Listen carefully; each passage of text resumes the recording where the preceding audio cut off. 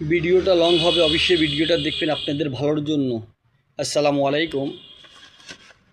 আমার friend follower যারা আছে তাদেরকে অসংখ্য ধন্যবাদ ও ভালোবাসা রইল।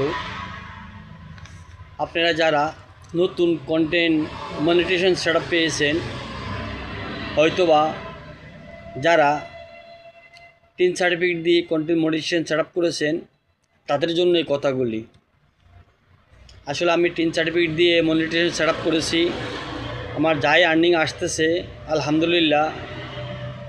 আপনারা যারা 3 সার্টিফিকেট দিয়ে কন্টেন্ট মনিটাইজেশন সেটআপ করেছেন, তারা অবশ্যই $0 দাখিলটা করতে হবে, আপনার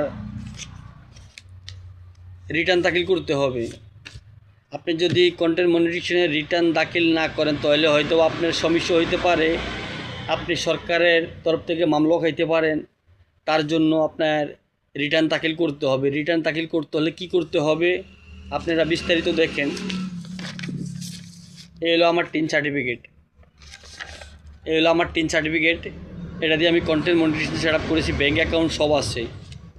এই 3 সার্টিফিকেটটা আপনারা নিয়ে যাবেন যে কোনো লোকের মাধ্যমে, হয়তোবা কম্পিউটার, হয়তোবা অ্যাডভোকেট, এগো মাধ্যমে। কিন্তু আপনি অ্যাডভোকেটের মাধ্যমে যাইতে এলে হয়তোবা 4,000-5,000 টাকা ওরও নিতে পারে।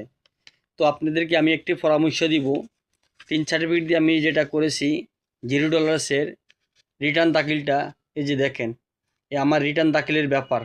রিটার্ন দাখিলের পেপার আমি করছি আলহামদুলিল্লাহ। আমার আর 1 বছর কোনো সমস্যা হবে না। আপনার যাদের 2 বছর হয়েছে, 2 বছরের রিটার্ন দাখিল করতে হবে, আপনি $0 দেখাইতে হবে।